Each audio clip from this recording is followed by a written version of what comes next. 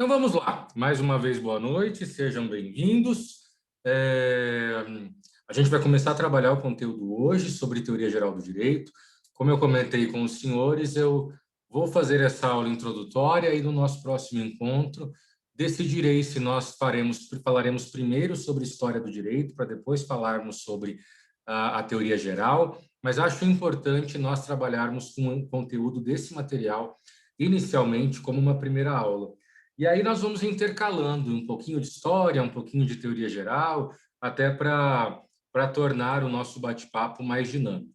Qualquer dúvida que você, porventura, tenha, me manda, ou libera o seu microfone e se manifeste, ou então você escreve aí no chat para que consigamos trabalhar de maneira adequada. Não, pelo que eu tenho percebido aqui, estão faltando alguns alunos. Não sei ainda a questão da chamada, se eu vou fazer agora, se eu vou fazer no segundo horário, ou nem se eu vou fazer hoje, tá? Isso aí não se preocupe com essa coisa da chamada. Vai ter dias que eu vou fazer, sim. Vai ter dias que eu não vou fazer, porque eu vou dar preferência para o nosso conteúdo. A gente está na faculdade, existem coisas mais relevantes para a gente se preocupar. Então, a minha preocupação é que você participe efetivamente das nossas discussões, me ajude a construir as nossas aulas, me ajude a construir os nossos debates, para que a gente consiga realmente trabalhar de maneira bastante dinâmica e que você ache interessante, que você participe de tudo isso. Na semana passada, na sexta-feira, o nosso último encontro da semana passada, né?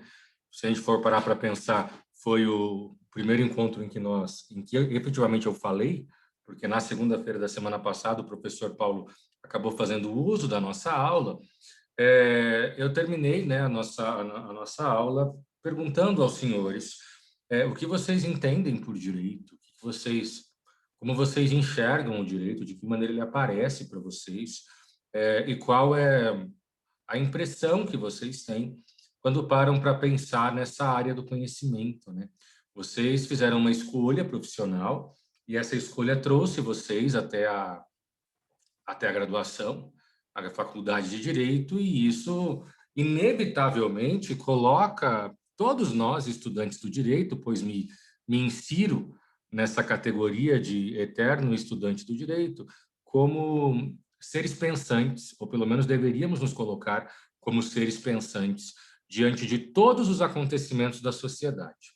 E por que a gente tem que parar para pensar que o direito ele precisa nos tornar pensantes diante de todos os acontecimentos sociais?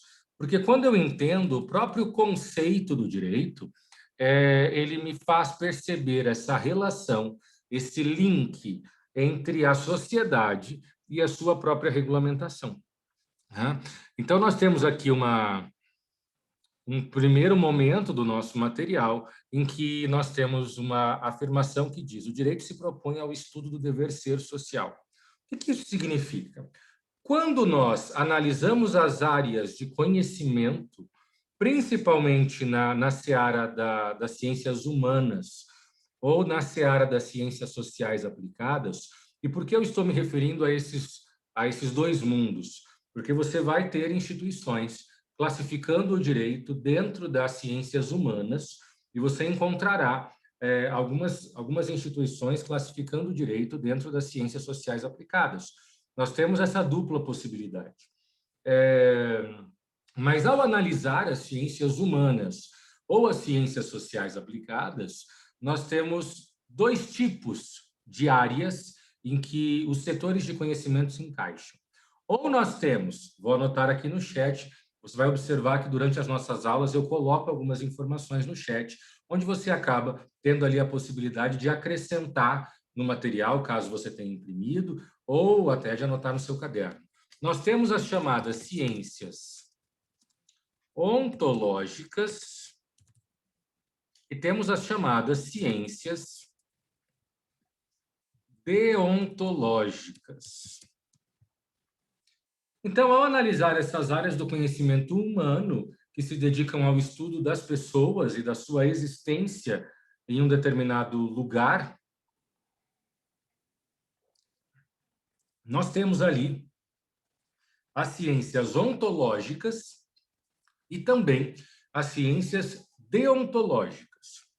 Bom, E o que é isso, né? O que eu vou considerar como ciência ontológica e o que posso eu considerar como ciência deontológica, né? Então, chamamos de ciências ontológicas as áreas do conhecimento humano dedicadas ao estudo das coisas como elas são. Coloquei aí para você no chat. Chamamos de ciências ontológicas as áreas do conhecimento humano que se dedicam ao estudo das coisas como elas são. Então, a ontologia, ela é um setor do conhecimento que estuda como as coisas são. Aquilo que as coisas são, é, são áreas de constatação.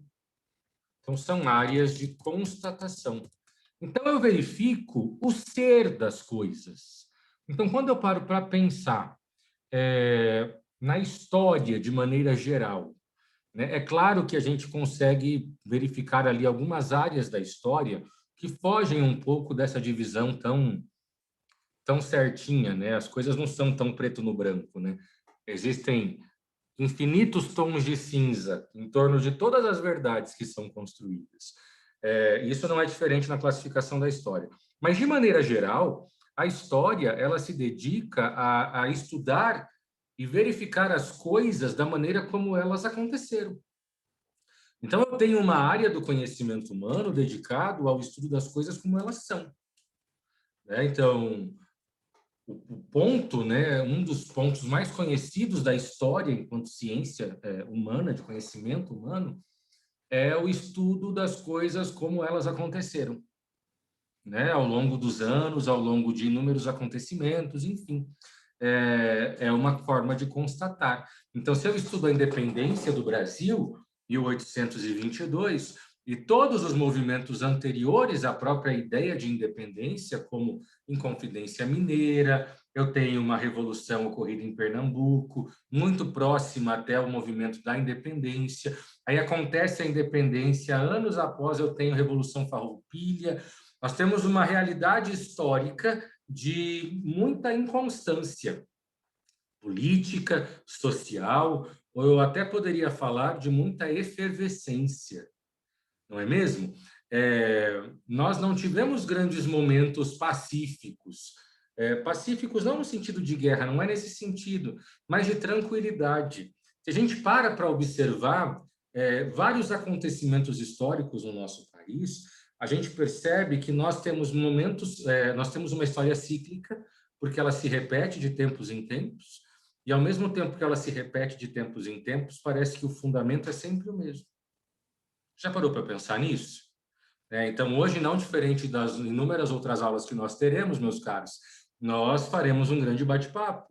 Mas se eu parar para pensar em algumas perspectivas históricas, desde a Revolução Russa de 1917, com a criação da União Soviética, né, o surgimento da União Soviética, eu tenho um país onde frequentemente existe a suposta ameaça de uma intervenção comunista ou de uma invasão comunista no nosso cenário pátrio, né? E como assim? Nós podemos observar que em um período pré-Constituição de 1934, então o Brasil tem várias constituições, né, ao longo da sua história. E aí a gente tem a primeira Constituição, 1824, a segunda, 1891, a gente vai passar uma por uma. E aí temos a terceira Constituição, de 1934. Olha que coisa, né? Ela é fruto de um movimento chamado Movimento Constitucionalista e também é fruto de um baita de um migué dado por Getúlio Vargas para conseguir chegar ao poder. Né? Vargas não foi eleito democraticamente na eleição de 30. Nós temos a eleição a vitória de Júlio Prestes nessa eleição, mas com uma fala de que haveria um movimento estatal para derrubar a vontade do povo. Né? O que acontece, para que vocês entendam essa minha fala? Depois a gente vai falar isso com mais calma. Antes de Vargas, né, de Vargas assumir o poder na década de 30, Vargas era ministro da Fazenda de Washington Luiz. Olha que coisa curiosa. Não sei se você se lembra dessa história. E era um período, final da década de 20, em que nós tínhamos aquela política do café com leite, em que havia uma preferência por presidentes que fossem oriundos de São Paulo, a ideia do café, ou de Minas Gerais, na perspectiva do leite. Não necessariamente de maneira alternada, tá? Essa ideia de que era uma vez de cada, ela não é bem verdade. Mas havia uma preferência por políticos mineiros ou paulistas, que eram os dois principais centros políticos e econômicos do país. O Washington Luiz, chegando ao final, né, de um período em que ele já estava bastante fragilizado, por circunstâncias que a gente conversa depois, ele apoia a candidatura de Júlio Prestes, que era governador de São Paulo na época. Só que nesse momento era um momento em que Minas tinha um interesse de não apoiar um candidato paulista, e nós temos 3 estados se aliando, que é Minas Gerais, Rio Grande do Sul e Paraíba. Eles se aliam para lançar Getúlio Vargas como candidato, até então ministro, né, de Washington Luiz, e o vice de Vargas era João Pessoa, que era governador da Paraíba, que inclusive hoje é o nome da capital do Paraíba. E aí? Aí nós temos Washington Luiz e todos os demais estados apoiando Júlio Prestes e Vital Soares, salvo engano, que era governador da Bahia, como presidente e vice-presidente. E temos do outro lado Getúlio Vargas, que fazia parte do governo de Washington Luiz, concorrendo. Chega na hora da eleição, Júlio Prestes vence a eleição. Só que vence a eleição numa ideia de que haveria erro nas urnas, que foram roubados, enfim, uma época de voto impresso. Ou seja, esse discurso de fraude eleitoral, ele não é nenhuma novidade. Então, era um período de voto impresso em que se alegou sucessivamente fraude eleitoral. E aí? A eleição se dá no começo de 1930, em março de 1930. Quando eu chego no segundo semestre de 1930, mais precisamente no dia 3 de outubro de 1930, é criada uma grande frente, apoiada por militares. Getúlio Vargas tinha essa proximidade com os grupos militares, para tirar o Washington Luiz do poder e estabelecer ali um governo provisório. Eles tiram o Washington Luiz do poder e eles usam um acontecimento que foi muito oportuno para eles, né? João Pessoa é assassinado. João Pessoa é assassinado na Paraíba, o candidato a vice de Vargas, e é colocado que a responsabilidade pelo assassinato de João Pessoa foi dos apoiadores de Júlio Prestes. Olha que coisa curiosa.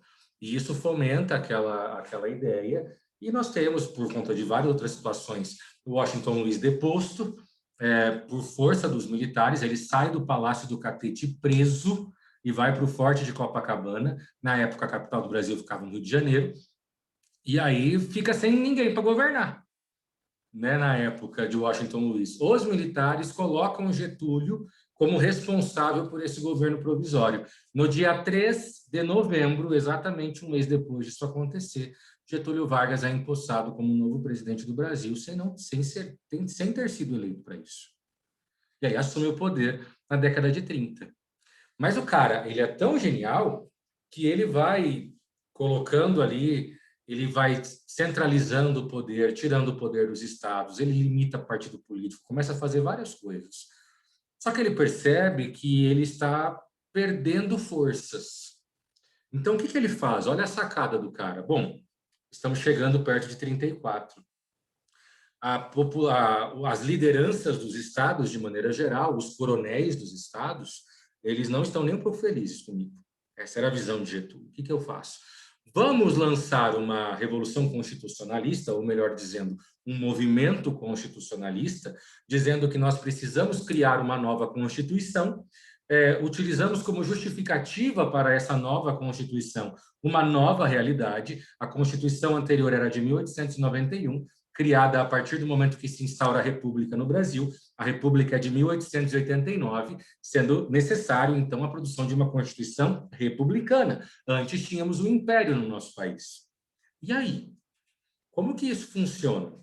Relaxa, não precisa anotar nada. A gente vai ter aula disso, você vai ter o material tudo bonitinho dessas coisas. É o nosso bate-papo. E aí, Getúlio chama essa galera para produzir uma nova Constituição, essa galera se sente acariciada, de certo modo, e Getúlio consegue suspender a eleição e se manter no poder. Então, chega em 34, a ideia de Getúlio não vou sair, não vou convocar a eleição. E aí ele se mantém no poder por mais um tempo. Até que, quando vai chegando perto de 37, Getúlio também percebendo que pode chegar um momento em que as coisas não fiquem tão legais para ele, né? O que ele faz? Voltou aí, tinha ficado mudo. Bom, ele junto com uma galera do Exército, o que depois foi confessado por um coronel do Exército, por um general do Exército, eles inventam uma história chamada de Plano Cohen. E esse Plano Cohen foi uma história inventada pelo Exército Brasileiro, sob a mando de Getúlio Vargas, onde se sustentava que havia uma tentativa de tomada no poder, por uma tentativa de tomada de poder dos comunistas.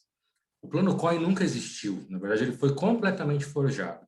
E isso vem à tona em 1945, quando o general do Exército confessa tudo isso. Isso foi uma das coisas que acabou fincando o fim do Estado Novo, né? Porque quando eu pego Era Vargas, eu tenho a Era Vargas em 3 momentos. Eu tenho o primeiro momento de 30 a 34, depois eu tenho o momento constitucionalista de 34 a 37, e depois eu tenho o Estado Novo, que é de 37 até 45. E aí, em 37, sob essa justificativa, Vargas dá um golpe de Estado, institui uma nova Constituição, que é a Constituição de 37, uma Constituição completamente totalitária, ditatorial, e ali ele deixa o seu poder de maneira quase que infinita, sem um prazo para terminar. Curiosamente, quando Getúlio Vargas cai em 45, né, eu tenho o Gaspar Dutra, salvo engano, assumindo como novo presidente, e em seguida Getúlio Vargas é eleito em 50. Né? Em 51, Getúlio Vargas vence aí sim democraticamente a eleição e volta ao poder, só saindo morto. Né? Nós temos aquela figura que ninguém sabe se Getúlio Vargas se matou, foi morto, enfim, e depois temos Juscelino. Mas Getúlio Vargas só consegue ser democraticamente eleito na década de 50. Quando ele assume o poder na década de 30, eu não tenho eleições diretas para Vargas ou uma escolha consciente em torno dele em momento algum.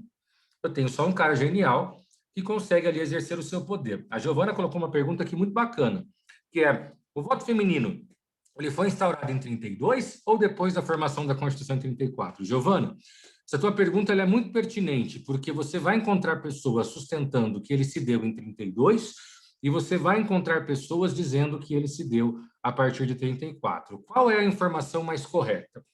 O projeto de lei para tornar o voto feminino possível, ele acontece em 32, porque em 1962 nós temos a promulgação do Código Eleitoral. A criação da Justiça Eleitoral é feita por Vargas em 32. Não sei se você sabe, mas a Justiça do Trabalho também é criação de Vargas. A Aeronáutica é criação de Vargas. A inteligência, a Agência de Inteligência da Polícia também é criação de Vargas. Polícia Rodoviária Federal, Vargas se criou. Então, era um cara muito ambíguo, assim, ele teve coisas muito importantes. Mas qual que é o problema? Em 32, eu tenho esse projeto de lei que prevê a possibilidade da mulher votar. Só que ele ficou meio enroscado, sem ser aprovado. E aí, quando vem a Constituição de 34, a Constituição aproveita esse projeto e incorpora ele no seu corpo, no seu texto. Então, tecnicamente falando, o voto feminino se tenta reconhecer desde 32, mas as mulheres efetivamente só tiveram, na prática, um reconhecimento concreto do seu direito ao voto em 34, por meio da Constituição. Mas são duas datas muito importantes nessa evolução dos direitos das mulheres em relação ao voto. A gente só tem que diferenciar. O projeto é de 32, né? Mas ele ficou ali enrolado, como tudo, né? O nosso legislativo nunca foi exemplo para nada, mas em 34 eu tive efetivamente o reconhecimento desse voto feminino, e isso incluído no texto constitucional, o que até então nós não tínhamos tido. Entendeu? Desculpe, eu falei Giovana ali errado. Giovanni. Entendeu, Giovanni? Entendi, professor. Eu tenho mais uma dúvida. É, é correto dizer que o Brasil ele passou por duas ditaduras, sendo a de 37 a 45 com o Estado Novo e depois com o golpe de 64? Olha, vamos lá. A gente tem dois. Quando a gente fala ditadura, né, nós estamos nos referindo a governos militares, de maneira geral. Se eu for pensar, Giovanni, em momentos de, de tomada de poder pelos militares, nós temos até mais. Por exemplo, a proclamação da República, ela foi um golpe de Estado. Né? Então, eu tinha ali alguns problemas em relação ao governo e à gestão da princesa Isabel por conta de um companheiro amoroso dela, que não era brasileiro e não queria que ele interferisse politicamente no nosso país. Fora inúmeras insatisfações que nós tínhamos por parte da população, é, porque havia um enfraquecimento da monarquia desde sempre, né? A maneira como a monarquia acontece no Brasil, é, institucionalmente falando, a partir da Constituição de 1824, com poder moderador e tudo mais, ela nunca foi muito bem vista, sabe? E Dom Pedro também nunca foi uma pessoa tão genial assim na condução e da sua gestão e tudo mais. Mas, enfim, então, eu tenho esse primeiro golpe de Estado quando eu tenho a proclamação da República em 1889, o que faz a proclamação da República acontecer é um movimento militar. E ali, tecnicamente, o primeiro presidente que a gente teve era um grande representante do grupo dos militares. Né? Então, esse talvez teria sido o nosso primeiro governo militar, entre aspas. Nós não tivemos efetivamente uma eleição aqui. Apesar de que, historicamente, outros movimentos buscavam a instauração de uma república no Brasil, mesmo antes da independência. Então, se eu pego Inconfidência Mineira, Revolução Pernambucana, se eu pego Revolução Farroupilha, todos esses três modelos buscavam o estabelecimento de uma república e não tinha necessariamente um envolvimento militar, exército propriamente dito. Então, a república ela era um anseio populacional. Aliás, antes até mesmo da independência, antes de 1822, nessa Revolução Pernambucana, nós temos 75 dias em que houve uma certa independência conquistada por esse movimento pernambucano, mas que depois foi massacrada pelo exército. Depois a gente vai comentar sobre isso. E aí, assim, dentro da sua pergunta, então a gente já tinha tido um primeiro momento efetivamente de governo militar, mas não era uma ditadura propriamente dita, né? A Constituição de 1891 era uma Constituição muito interessante, tinha previsões ali curiosas, muito boas. Quando eu pego 37, a figura do Estado Novo, eu tenho um primeiro período de com cara de ditadura, por conta da sua característica repressora. Mas com várias características também muito curiosas, né? Apesar de termos tido uma ditadura nesse período, de 37 a 45, eu não tive a tomada de poder pelos militares. Ali havia um protagonismo em torno da figura do Getúlio que era muito forte. Getúlio estava meio que além do que estava acontecendo, tanto que foi eleito depois, sabe? Quando eu pego o período da ditadura militar, a partir de 64 até 85, eu não tenho cara, sabe? Eu não tenho, por exemplo, uma pessoa que encabeça isso deliberadamente. Eu tenho uma sucessão presidencial indireta, passando por vários militares, mas eu não tenho um principal responsável, um grande nome, um porta-voz do regime, que é o que acontece em 37. Então, a gente consegue traçar elementos diferenciadores muito fortes entre o período de Getúlio com o período de 64, mas, inevitavelmente, o que fez com que Getúlio conseguisse ascender no poder foi o apoio dos militares. Isso sem a menor sombra de dúvidas. Sem a menor sombra de dúvidas, a gente tem essa realidade.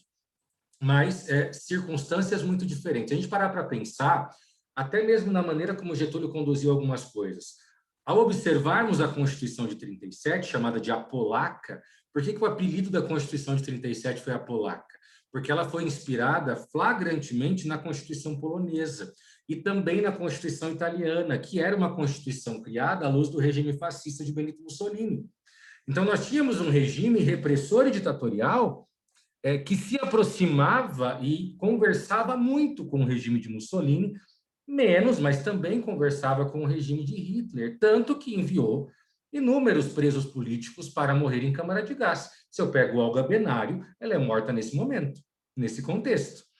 Morta em câmara de gás e em campo de concentração, enviada pelo regime brasileiro. Apesar de termos um país, em período de Vargas, ele pega toda a Segunda Guerra, que é 39 a 45, o Brasil não apoia a Alemanha nem a Itália. Eu tenho Alemanha, Itália e Japão de um lado, do outro lado eu tenho Estados Unidos, União Soviética, tenho Inglaterra, enfim, outros países ali militando, e o Brasil não entra do lado da Itália, por mais que tinha uma proximidade muito grande com o regime. Nesses pontos a gente verifica várias ambiguidades, mas foi um primeiro governo ditatorial. Quando eu chego em 64, eu tenho um outro momento. Na verdade, quando ocorre a redemocratização, Giovanni, termina a Era Vargas em 45, né? 46 a gente tem a nova Constituição, uma Constituição democrática, 1946. Ali o Brasil ele volta a ser democrático, mas uma democracia absurdamente frágil. Nós temos aí pelo menos 2 tentativas de tomada de poder dos militares antes de dar certo em 64. Eu tenho uma no governo de Juscelino, a partir de 55, e eu tenho outra no momento em que Jânio Quadros vence a eleição, em 60, 61, onde assume Jânio Quadros e João Goulart como vice. E ali eu tenho uma segunda tentativa de tomada de poder quando Jânio Quadros renuncia. Os militares achavam que João Goulart não ia assumir, que ele não teria peito para isso, tanto que ele estava fora do país, ficou no Uruguai esperando para ver se dava para ele entrar no Brasil ou não, sabe? Aí ele volta e fica até 64, e aí metem o pé em João Goulart. Existiu várias questões, inclusive populacionais, que resultaram no regime militar em 64. População apoiando maciçamente, marcha da família e tudo mais. Influência gigantesca do governo norte-americano, que enviou navios da Marinha norte-americana no Rio de Janeiro, então no dia 1º de abril de 64, onde eu tenho efetivamente a tomada de poder. João Goulart está no Rio, fazendo um comício. A Marinha norte-americana fica na orla de Copacabana, com os navios todos apontados, prontos para atacar. O exército toma a Assembleia, ele toma aquela esplanada dos ministérios em Brasília, e João Goulart percebe a situação e nem volta para Brasília, vai embora para Porto Alegre, que era a sua cidade. E aí nós temos um segundo momento, que dura 21 anos, de governo também com uma característica mais ditatorial, mais repressora. O período efetivamente ditatorial e repressor do regime militar de pós-64, ele vai acontecer fortemente em 69, a partir do AI-5, que acontece em dezembro de 68. Aí eu tenho um enrijecimento gigantesco do sistema. E ele vai perdurar aí praticamente mais da metade da década de 70. Seriam aí os piores anos do regime militar. E aí tem muitas coisas que a gente pode comentar depois, quando a gente for falar das constituições uma por uma. A gente vai fazer essa evolução com muita calma, até para a gente entender esse movimento. Mas sim, respondendo à sua pergunta, se nós pensarmos em momentos totalitários com características ditatoriais, tivemos 2, 37 a 45 e 64 a 85. Mas de participação militar em vários momentos de tomadas de poder, tivemos mais. Umas deram certo, outras não deram certo, mas houve a tentativa. Eu estava comentando, né, dessas questões históricas cíclicas, porque se a gente parar para pensar hoje nós vivemos uma realidade em que perdura essa fala de que nós estamos sob ameaça de uma invasão comunista no Brasil. Mas essa fala, ela acontece desde 30. Percebe? Desde 1930 nós temos exatamente o mesmo discurso. Exatamente o mesmo discurso. E ele vem, aí as pessoas esquecem um pouco dele por um tempo, aí voltam a falar nele de novo, e a gente fica revisitando essas ideias a todo tempo. E aí você pega, hoje o que a gente viu domingo ontem, né? Em meio de uma pandemia, várias manifestações, um monte de gente sem máscara e tal, sem nenhum cuidado. É muito próximo da Marcha para a Família, em defesa da família, que acontece em 64, onde o exército, né, os militares percebem, poxa, agora a população está com a gente. Que foi isso que impediu eles de tomarem o poder em 60. Porque quando o Jânio abre mão, renuncia, a população estava do lado de João Goulart.